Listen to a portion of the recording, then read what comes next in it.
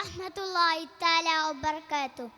ബഹുമാനപ്പെട്ട ഉസ്താദുമാരെ, പ്രിയപ്പെട്ട കൂട്ടുകാരെ, ഈ സാഹിത്യോത്സവിന്റെ വേദിയിൽ ഞാനും ഒരു കൊച്ചു കഥ പറയട്ടെ. ആരുടെ കഥയാണെന്നറിയുമോ കൂട്ടുകാരെ? ഓ ഖുറൈശികളെ, ഓ ബനൂ ഹാശിം സന്തതികളെ, എല്ലാവരും ഇങ്ങ് വരൂ. എനിക്കൊരു കാര്യം പറയാനുണ്ട്. കഅബയുടെ സമീപത്തിൽ നിന്ന് ആരോ ഇങ്ങനെ വിളിച്ചു പറയുന്നുണ്ടല്ലോ. ആരാണത്? നമുക്ക് നോക്കാം. അബൂ ഖുവാഫയുടെ മകൻ അബൂബക്കറാണല്ലോ ഇത്. ഇത് തന്നെയാണ് നമ്മളുടെ കഥാപുരുഷൻ.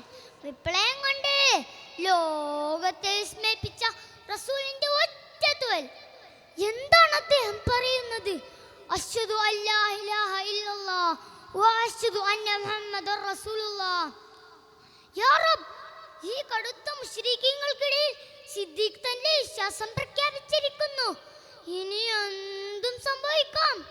അതോ കലിപ്പിൻ മുന്നിട്ട യൂത്തുപ്പ.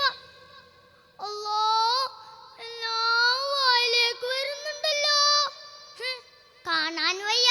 കല്ലുകളും വടികളും കൊണ്ട് അതിക്രൂരമായി മർദ്ദനത്തിന് വിധേയനാകുന്നിതാ സിദ്ദീഖ്. കൂർത്ത ആണിയും മുള്ളുമടങ്ങി ചെരുപ്പ് ധരിച്ച് ദുഷ്ടനായ യൂത്തുപ്പ ആ മുഖത്ത് കാലും ചവിട്ടുന്നു. അപ്പുറത്ത് നിസ്സാനായി നോക്കി നിൽക്കുകയാണ് റസൂൽ. അതോ അവിടുത്തെ നേർക്കും ഒരു കല്ല് ചീറിപ്പാഞ്ഞു വരുന്നു.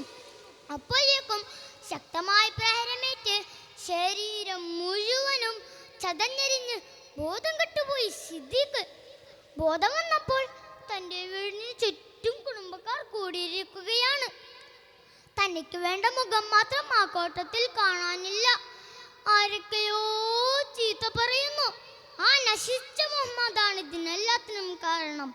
അപ്പോൾ എവിടെ എൻ്റെ കൂട്ടുകാരൻ? എവിടെ? ബോധം തിരിച്ചു കിട്ടിയ സിദ്ദീഖിന്റെ ചോദ്യം കേട്ട് കുടുംബക്കാർ ഇറങ്ങിപ്പോയി. ചാവാ തന്നെ ഭാഗ്യം. എന്നിട്ടും സിദ്ദീഖിന് മതിയായിട്ടില്ല വിധി.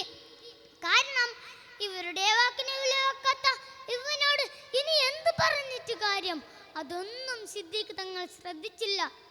തൻ്റെ സമീപത്ത് കരഞ്ഞു തളർന്നിരിക്കുന്ന ഉമ്മയോട് ചോദിച്ചു, ഉമ്മാ, എൻ്റെ റസൂലിന് എന്തെങ്കിലും പറ്റിയോ? റസൂലിന് നേരെ കല്ല് വരുന്ന ഞാൻ കണ്ടതാ. എൻ്റെ റസൂലിന് എന്തെങ്കിലും പറ്റിയോ പിന്നെ ജീവിച്ചിരിക്കില്ല ഉമ്മ. സിദ്ദീഖ് തങ്ങൾ വാവിട്ട് കരഞ്ഞു. ഉമ്മ അന്തം വിട്ടുപോയി. ഇതൊരവസ്ഥയിലും കൂട്ടുകാരനോ? കണ്ണീരോടെ അവർ മകനോട് പറഞ്ഞു, മോനെ, ഇപ്പോൾ തളർന്നിരിക്കുകയാ. ആദ്യം എൻ്റെ മോൻ ഇത്തിരി വെള്ളം കുടിക്ക്. ഇല്ല ഉമ്മ, എൻ്റെ കൂട്ടുകാരനെ കാണാതെ ഒരു തുള്ളി വെള്ളം എൻ്റെ തൊണ്ടക്കുഴിയിൽ ഇറങ്ങില്ല ഉമ്മ. എനിക്ക് നടക്കാൻ കഴിഞ്ഞിരുന്നെങ്കിൽ ഞാനിപ്പോൾ പോയി എൻ്റെ കൂട്ടുകാരനെ അന്വേഷിച്ചേനെ. എൻ്റെ കൂട്ടുകാരൻ എനിക്ക് ജീവനാവും ഉമ്മ. എനിക്ക് വേണ്ടി നിങ്ങളത് ചെയ്തു തരണം. ഇത് കേട്ട് തകർന്നു പോയി ഉമ്മ ഖൈർ. ഇങ്ങനെയൊക്കെ ആർക്കെങ്കിലും കൂട്ടുകാരെ സ്നേഹിക്കാൻ കഴിയുമോ? ഇതുവരെ എൻ്റെ മോൻ എന്നോട് ഒന്നും ആവശ്യപ്പെട്ടിട്ടില്ല. ഒരിക്കലും പോലും ബുദ്ധിമുട്ടിച്ചിട്ടുമില്ല. മരണത്തോട് മല്ലിടുന്ന നേരത്ത് എൻ്റെ മോനെന്ന് ആവശ്യപ്പെട്ടതിന് ഞാൻ എങ്ങനെ വേണ്ടു നോക്കും? പക്ഷേ എന്ത് ചെയ്യും? ഇതാ ഞങ്ങളെ കുടുംബവും ഗോത്രവും ഒറ്റപ്പെടുത്തില്ലേ. പക്ഷേ പുത്ര സ്നേഹത്തിൻ്റെ മുന്നിൽ ഉമ്മ അടിയറ വെച്ചു. ഉമറിൻ്റെ സഹോദരി ഫാത്തിമയോടൊപ്പം സിദ്ദീഖിനെയും താങ്ങി കൂറുള്ളിൽ അവർ അർക്കമിൻ്റെ വീട്ടിലേക്ക് നടന്നു. വീടെത്തിയപ്പോൾ സകലമറിഞ്ഞു. സിദ്ദീഖിന്റെ സ്നേഹം കണ്ട് അവിടെ ഉണ്ടായിരുന്നവരെല്ലാം കരഞ്ഞു. ആ സ്നേഹത്തിന്റെ മുന്നിൽ ഉമ്മയും കരഞ്ഞുപോയി. ഉമ്മയെ കൈച്ചൂണ്ടി സിദ്ദീഖ് തങ്ങൾ പറഞ്ഞു, നബിയേ, ഇത് എൻ്റെ ഉമ്മയാ. എൻ്റെ എല്ലാ പ്രശ്നത്തിനും കൂടെ നിൽക്കുന്ന എൻ്റെ പ്രിയപ്പെട്ട ഉമ്മ. അവരെ ഹിദായത്തിലാക്കാൻ അങ്ങൊന്ന് ദുആ ചെയ്യണേ. നബി സല്ലല്ലാഹു അലൈഹി വസല്ലമ ആകാശത്തേക്ക് കൈ ഉയർത്തി ഉമ്മു ഖൈറിന് വേണ്ടി ദുആ ചെയ്തു.